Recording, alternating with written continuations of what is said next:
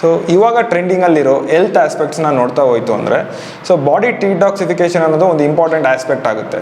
So ಅದೇ ನಿಟ್ಟಿನಲ್ಲಿ so ನೀವು ನೋಡಿರ್ತೀರಾ, ಬಾಡಿ ಡಿಟಾಕ್ಸಿಫಿಕೇಷನ್ ಅಂದಿದ ತಕ್ಷಣ ಈ ಜ್ಯೂಸ್ನ ಕುಡೀರಿ ಅಥವಾ ಈ ಫುಡ್ನ ಕುಡಿದ್ರೆ ಅಥವಾ ತಿಂದರೆ ನಿಮಗೆ ಬಾಡಿ ಡಿಟಾಕ್ಸಿಫೈ ಆಗುತ್ತೆ ಅಂತ ಹೇಳ್ತಾರೆ.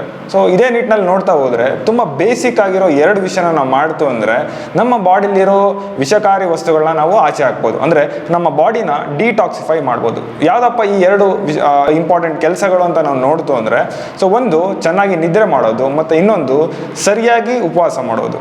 ನಮ್ಮ ಬಾಡಿ ಮೆಕ್ಯಾನಿಸಮ್ ಎಷ್ಟು ಚೆನ್ನಾಗಿದೆ ಅಂತಂದರೆ ಸೊ ನಾವು ಅದಕ್ಕೆ ಸ್ವಲ್ಪ ಟೈಮ್ ಕೊಟ್ಟರೆ ಅದಾಗೆ ಅದು ರಿಪೇರ್ ಆಗುತ್ತೆ. ಅಂದರೆ ನಾವು ಟೈಮ್ಲಿ ಉಪವಾಸ ಮಾಡೋ ಥರ ಅಥವಾ ಕರೆಕ್ಟ್ ನಿದ್ರೆ ಮಾಡಿದ್ರೆ ಅದೇ ನಮ್ಮ ಬಾಡಿ ಅದೇನೇ ಅದು ರಿಪೇರ್ ಆಗುತ್ತೆ. ಫಸ್ಟ್ ಆಫ್ ಆಲ್ ನಿದ್ರೆ ವಿಷಯಕ್ಕೆ ಬರೋಣ. ಮನುಷ್ಯಂಗೆ ಈ ನೀರು, ಗಾಳಿ, ಆಹಾರ ಹೇಗೆ ಮುಖ್ಯನೋ ನಿದ್ರೆ ಕೊಡೋನು ಅದೇ ಥರ ಇಂಪಾರ್ಟೆಂಟ್ ವಿಷಯ. ಸೊ ಈ ನಿದ್ರೆ ಮಾಡೋದ್ರಿಂದ ನಮ್ಮ ಬಾಡಿ ಪಾರ್ಟ್ಸು ಹೇಗೆಲ್ಲ ರಿಕವರ್ ಆಗುತ್ತೆ ಅಂತ ನೋಡೋಣ. ಫಸ್ಟು ನಮ್ಮ ಲಿವರ್ ಏನು ಮಾಡುತ್ತೆ, ನಮ್ಮ ಬಾಡಿಯಲ್ಲಿರೋ ಟಾಕ್ಸಿನ್ಸ್ನ ರಿಮೂವ್ ಮಾಡುತ್ತೆ, ಅಂದರೆ ಬಾಡಿನ ಡಿಟಾಕ್ಸಿಫೈ ಮಾಡುತ್ತೆ ಅಂತ. ಸೊ ನಾವು ಸರಿಯಾಗಿ ನಿದ್ರೆ ಮಾಡಿಲ್ಲ ಅಂತಂದರೆ ಏನಾಗುತ್ತೆ, ಸೊ ನಮ್ಮ ಬಾಡಿಯಲ್ಲಿ ಟಾಕ್ಸಿಕ್ ಅಕ್ಯುಮುಲೇಷನ್ನು ಜಾಸ್ತಿ ಆಗುತ್ತೆ. ಸೊ ಅವಾಗ ಅದು ಡಿಟಾಕ್ಸಿಫೈ ಮಾಡಿಲ್ಲ ಅಂತಂದರೆ ಟಾಕ್ಸಿಕ್ ಕಂಟೆಂಟ್ ಜಾಸ್ತಿ ಆಗಿ ಬೇಡದಿರೋ ಕಾಯಿಲೆಗಳು ಬರುತ್ತೆ. ಸೊ ಇದೇ ಥರ ನೋಡ್ತಾ ಹೋಯ್ತು ಅಂದರೆ ನಾವು ಸರಿಯಾಗಿ ನಿದ್ರೆ ಮಾಡಿಲ್ಲ ಅಂತಂದರೆ ಸೊ ಬಾಡಿಯಲ್ಲಿ ಇನ್ಸುಲಿನ್ ರೆಸಿಸ್ಟೆನ್ಸ್ ಅಂತ ಆಗುತ್ತೆ. ಸೊ ಏನಿದೆ ಇನ್ಸುಲಿನ್ ರೆಸಿಸ್ಟೆನ್ಸ್ ಅಂತಂದರೆ ನಮ್ಮ ಬ್ಲಡ್ಡಲ್ಲಿ ಗ್ಲೂಕೋಸ್ ಲೆವೆಲ್ ಜಾಸ್ತಿ ಆಗುತ್ತೆ. ಏನಾಗುತ್ತೆ, ಇನ್ಸುಲಿನ್ ಸೆಕ್ರೇಟ್ ಆಗಲ್ಲ. ಸೊ ಅವಾಗ ಏನಾಗುತ್ತೆ, ಬ್ಲಡ್ಡಲ್ಲಿರೋ ಗ್ಲೂಕೋಸು ಸೆಲ್ಸ್ಗೆ ಹೋಗಲ್ಲ. ಯಾವಾಗ ಸೆಲ್ಸ್ಗೆ ಹೋಗ್ದಲೇ ಬ್ಲಡ್ಡಲ್ಲೇ ಗ್ಲೂಕೋಸ್ ಲೆವೆಲ್ ಜಾಸ್ತಿ ಆಗುತ್ತೆ, ಸೊ ನಮಗೆ ಬ್ಲಡ್ ಗ್ಲೂಕೋಸ್ ಲೆವೆಲ್ ಜಾಸ್ತಿ ಆಗುತ್ತೆ. ಇದರಿಂದ ಡಯಾಬಿಟಿಸ್ ಬರೋ ಚಾನ್ಸಸ್ ಜಾಸ್ತಿ ಇರುತ್ತೆ. ಹಾಗೆ ಬ್ರೈನ್ ವಿಷಯಕ್ಕೆ ಬಂದರೆ ಸೊ ನಮ್ಮ ಬ್ರೈನು ತುಂಬ ಎಫೆಕ್ಟ್ ಆಗುತ್ತೆ ನಾವು ಸರಿಯಾಗಿ ನಿದ್ರೆ ಮಾಡಿಲ್ಲ ಅಂದರೆ. ಹೇಗೆ ಅಂದರೆ ನಮ್ಮದು ಕಾಗ್ನೇಟಿವ್ ಪ್ರೋಸೆಸ್ಸು ಹಾಳಾಗುತ್ತೆ. ಏನಿದು ಕಾಗ್ನೇಟಿವ್ ಪ್ರೋಸೆಸ್ ಅಂದರೆ ಸೊ ಯಾರೋ ಏನೋ ಹೇಳ್ತಾ ಇರ್ತಾರೆ, ಅದನ್ನು ನಾವು ಕೇಳಿಸ್ಕೊಂಡು ಅರ್ಥ ಮಾಡಿಕೊಂಡು ಅದಕ್ಕೊಂದು ರಿಪ್ಲೈ ಮಾಡಬೇಕಲ್ಲ. ಸೊ ಆ ಪ್ರೋಸೆಸ್ಸು ಸರಿ ಇರೋದಿಲ್ಲ. ಮತ್ತು ನೀವು ಸುಮಾರು ಸತಿ ಅಬ್ಸರ್ವ್ ಮಾಡಿರ್ತೀರಾ, ಸೊ ಸರಿಯಾಗಿ ನಿದ್ರೆ ಆಗಿಲ್ಲ ಅಂದರೆ ನಾವು ಎಲ್ಲೋ ಡ್ರೈವು ಅಥವಾ ಏನೋ ಮಾಡ್ತಾ ಇರ್ತೀವಿ. ಸೊ ಅವಾಗ ನಮ್ಮ ಮೋಟಾರ್ ನರ್ವ್ಸು ಸರಿಯಾಗಿ ವರ್ಕ್ ಮಾಡಲ್ಲ. ಸೊ ಆಕ್ಸಿಡೆಂಟ್ಸ್ ಆಗೋ ಚಾನ್ಸಸ್ ಇರುತ್ತೆ. ಇದ್ರ ಜೊತೆಗೆ ನಮ್ಮದು ಮೆಮೊರಿ ಲಾಸ್ ಆಗುತ್ತೆ ಅಥವಾ ಮೆಮೊರಿ ಕಡಿಮೆ ಆಗುತ್ತೆ. ಮತ್ತು ನೀವೇ ಅಬ್ಸರ್ವ್ ಮಾಡಿರ್ತೀರ, ನಿಮಗೆ ಸರಿ ನಿದ್ರೆ ಆಗಿಲ್ಲ ಅಂತಂದರೆ ನಿಮಗೆ ತುಂಬ ಇರಿಟೇಷನ್ ಥರ ಫೀಲ್ ಆಗ್ತಾ ಇರುತ್ತೆ. ಸೊ ಆರ್ಟ್ ವಿಷಯಕ್ಕೆ ಬಂತು ಅಂದರೆ ನಮ್ಮ ಬಾಡಿ ಸರಿ ರೆಸ್ಟ್ ಮಾಡಿಲ್ಲ ಅಂದರೆ ಸುಮಾರು ಕಾರ್ಡಿಯೋವ್ಯಾಸ್ಕ್ಯುಲರ್ ಡಿಸೀಸಸ್ ಬರುತ್ತೆ. ಸೊ ಮತ್ತು ಹೈಪರ್ ಟೆನ್ಷನ್ ಆಗುತ್ತೆ, ಮತ್ತು ಇದರಿಂದ ನಮಗೆ ಸ್ಟ್ರೋಕ್ ಆಗೋ ಚಾನ್ಸಸ್ ಕೂಡ ಇರುತ್ತೆ. ಸೊ ಇದೇ ಥರ ಒಂದು ಇಂಪಾರ್ಟೆಂಟ್ ಆಸ್ಪೆಕ್ಟ್ ಏನು ಅಂತಂದರೆ ಸೊ ನಾವು ನಿದ್ರೆ ಮಾಡಿಲ್ಲ ಅಂತಂದರೆ ನಮ್ಮ ಗಟ್ ಹೆಲ್ತ್ ತುಂಬಾ ಹಾಳಾಗುತ್ತೆ. ಸೊ ಇದರಿಂದ ಏನಾಗುತ್ತೆ, ನಮ್ಮ ಡೈಜೆಸ್ಟಿವ್ ಸಿಸ್ಟಮ್ಮು ಕಂಪ್ಲೀಟಾಗಿ ಹಾಳಾಗುತ್ತೆ. ನಾವು ಸರಿ ನಿದ್ರೆ ಮಾಡಿಲ್ಲ ಅಂತಂದರೆ ನಮ್ಮ ಬಾಡಿಲಿರೋ ಹಾರ್ಮೋನು ಇಂಬ್ಯಾಲೆನ್ಸ್ ಆಗುತ್ತೆ. ಸೊ ನೀವು ಸುಮಾರು ಸತಿ ಕೇಳಿರ್ತೀರಾ, ಯಾರಿಗೂ ಥೈರಾಯ್ಡ್ ಬಂದಿದೆ ನಮಗೆ ಅಂತ ಹೇಳ್ತಿರ್ತಾರೆ. ಸೊ ಇದರಿಂದ ಏನಾಗುತ್ತೆ, ನಮ್ಮ ಬಾಡಿ ವೆಯ್ಟ್ ಗೇನ್ ಆಗುತ್ತೆ. ಸೊ ಅದು ಲಾಂಗ್ ಟರ್ಮಲ್ಲಿ ಒಬೀಸ್ ಆಗುತ್ತೆ. ಸೊ ಇದರಿಂದ ನಮ್ಮ ಓವರ್ ಆಲ್ ಬಾಡಿ ಕಂಪ್ಲೀಟಾಗಿ ಡೆಸ್ಟ್ರಾಯ್ ಆಗುತ್ತೆ. ಸೊ ಇಷ್ಟೆಲ್ಲ ಹೆಲ್ತ್ ಇಶ್ಯೂಸ್ನ ನೀವು ಅವಾಯ್ಡ್ ಮಾಡಬೇಕು ಅಂದರೆ ಫಸ್ಟು ಚೆನ್ನಾಗಿ ನಿದ್ರೆ ಮಾಡಬೇಕು. ಏನಿದು ಚೆನ್ನಾಗಿ ನಿದ್ರೆ ಮಾಡೋದು ಅಂತಂದರೆ ಸೊ ಸುಮಾರು ಜನ ಅಂದ್ಕೊಂಡಿರ್ತಾರೆ ಜಾಸ್ತಿ ಹೊತ್ತು ನಿದ್ದೆ ಮಾಡಿದ್ದೀವಿ ಅಂದರೆ ನಾವು ಚೆನ್ನಾಗಿ ನಿದ್ರೆ ಮಾಡಿದ್ದೀವಿ ಅಂತ. ಸೊ ಇಲ್ಲಿ ಸ್ಲೀಪ್ದು ಕ್ವಾಲಿಟಿ ಇಂಪಾರ್ಟೆಂಟ್ ಆಗುತ್ತೆ ಕ್ವಾಂಟಿಟಿಗಿಂತ. ಅಂದರೆ ಎಷ್ಟು ಹೊತ್ತು ಮಲಗಿದ್ದೀವಲ್ಲ, ಎಷ್ಟು ಚೆನ್ನಾಗಿ ನಿದ್ರೆ ಮಾಡೋದು ಅನ್ನೋದು ಇಂಪಾರ್ಟೆಂಟ್ ಆಗುತ್ತೆ. ಸೊ ಚೆನ್ನಾಗಿ ನಿದ್ರೆ ಮಾಡೋದು ಅಂದರೆ ಏನು, ಸೊ ನೀವು ನಿದ್ರೆ ಮಾಡಿ ಎದ್ದ ಮೇಲೆ ನಿಮ್ಮ ಬಾಡಿ ಲೈಟಾಗಿ ಮತ್ತು ಫ್ರೆಶ್ ಆಗಿ ಫೀಲ್ ಆಗಬೇಕು. ಕೆಲವು ಎಷ್ಟೋ ಹೊತ್ತು ನಿದ್ದೆ ಮಾಡಿದ್ರೂ ಇನ್ನೂ ಬಾಡಿ ಅಂತ ಗಡ್ಸಾಗಿ ಮತ್ತು ಇನ್ನೂ ನಿದ್ರೆ ಬರೋ ಥರನೇ ಅನಿಸ್ತಾ ಇರುತ್ತೆ, ಫ್ರೆಶ್ ಆಗಿರಲ್ಲ. ಸೊ ಇದು ಕ್ವಾಲಿಟಿ ಆಫ್ ಸ್ಲೀಪ್ ತೋರಿಸುತ್ತೆ. ಒಂದು ಸೇಯಿಂಗ್ ಇದೆಯಲ್ಲ, ಅರ್ಲಿ ಟು ಬೆಡ್ ಮತ್ತು ಅರ್ಲಿ ಟು ರೈಸ್ ಅಂತ. ಅಂದರೆ ನಾವು ಬೇಗ ಮಲ್ಕೊಂಡು ಬೇಗ ಎದ್ದೇಳಬೇಕು ಅಂತ. ಸೊ ಇದರಿಂದ ಏನಾಗುತ್ತೆ, ನಮ್ಮ ಬಾಡಿ ಫ್ರೆಶ್ ಆಗಿ ಮತ್ತು ಲೈಟಾಗಿ ಫೀಲ್ ಆಗುತ್ತೆ. ಸೊ ಕೆಲವರಿಗೆ ಸುಮಾರು ಫಿಸಿಕಲ್ ವರ್ಕ್ ಮಾಡ್ತಾ ಇರ್ತಾರೆ, ಅವಾಗ ಏನಾಗುತ್ತೆ ನಮಗೆ ಮಧ್ಯಾಹ್ನದ ಹೊತ್ತು ನಿದ್ದೆ ಬಂದಂಗೆ ಆಗುತ್ತೆ. ಅವ್ರೇನು ಮಾಡ್ತಾರೆ, ಸೊ ಒಂದು 10 ನಿಮಿಷ ಮಲಗೋಣ ಅಂತ ಹೋಗ್ಬಿಟ್ಟು 3 ರಿಂದ 4 ಗಂಟೆ ಮಲಗಿಬಿಡ್ತಾರೆ. ಸೊ ಅವಾಗ ಏನಾಗುತ್ತೆ, ನಮ್ಮ ಸ್ಲೀಪ್ ಸೈಕಲ್ ಕಂಪ್ಲೀಟಾಗಿ ಡೆಸ್ಟ್ರಾಯ್ ಆಗುತ್ತೆ. ಅದ್ರ ಬದಲು ನಾವು ಟೈಮ್ ಹಿಡ್ಕೊಂಡು ಅಟ್ಲೀಸ್ಟ್ 30 to 45 ಮಿನಿಟ್ಸ್ ನಾವು ನಿದ್ದೆ ಮಾಡ್ತು ಅಂದರೆ ಸೊ ಅಲ್ಲಿಗೆ ನಮ್ಮ ಟೈರ್ಡ್ನೆಸ್ಸು ಹೋಗುತ್ತೆ ಮತ್ತು ರಾತ್ರಿ ನಮ್ಗೆ ಬೇಗನೆ ನಿದ್ದೆ ಬರುತ್ತೆ. ಸೊ ಒಂದು ಇಂಪಾರ್ಟೆಂಟ್ ಸಜೆಷನ್ ಏನು ಅಂದರೆ ಮಧ್ಯಾಹ್ನ ಹೊತ್ತು ಮಲಗೋದನ್ನ ಬಿಟ್ಬಿಡ್ಬೇಕು. ಸೊ ಅವಾಗ ಏನಾಗುತ್ತೆ, ನಮಗೆ ಬೇಗ ರಾತ್ರಿ ನಿದ್ದೆ ಬರುತ್ತೆ ಮತ್ತು ನಮ್ಮ ಕ್ವಾಲಿಟಿ ಆಫ್ ಸ್ಲೀಪು ಚೆನ್ನಾಗಿರುತ್ತೆ. ಸೊ ನಾವು ಮಲಗೋಕ್ಕಿಂತ ಮುಂಚೆ ಒಂದು ಬೆಡ್ ಟೈಮ್ ರೊಟೀನ್ ಅಂತ ಮಾಡ್ಕೋಬೇಕು.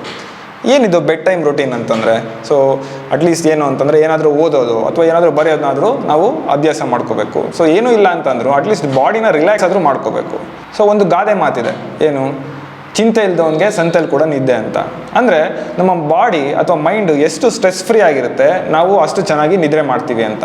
ಕೆಲವ್ರಿಗೆ ಅವ್ರ ಎನ್ವಿರಾನ್ಮೆಂಟು ಚೆನ್ನಾಗಿದ್ರೆ ಮಾತ್ರ ನಿದ್ರೆ ಬರೋದು. ಸೊ ಅವರು ಏನು ಮಾಡಬೇಕು ಅಂದರೆ ಅವರು ಮಲಗೋ ಎನ್ವಿರಾನ್ಮೆಂಟ್ ಹೇಗಿರಬೇಕು ಅಂದರೆ ಒಂದು ಡಾರ್ಕ್ ಪ್ಲೇಸ್ ಇರಬೇಕು, ಕೂಲ್ ಆಗಿರಬೇಕು ಮತ್ತು ಸೈಲೆಂಟ್ ಆಗಿರಬೇಕು.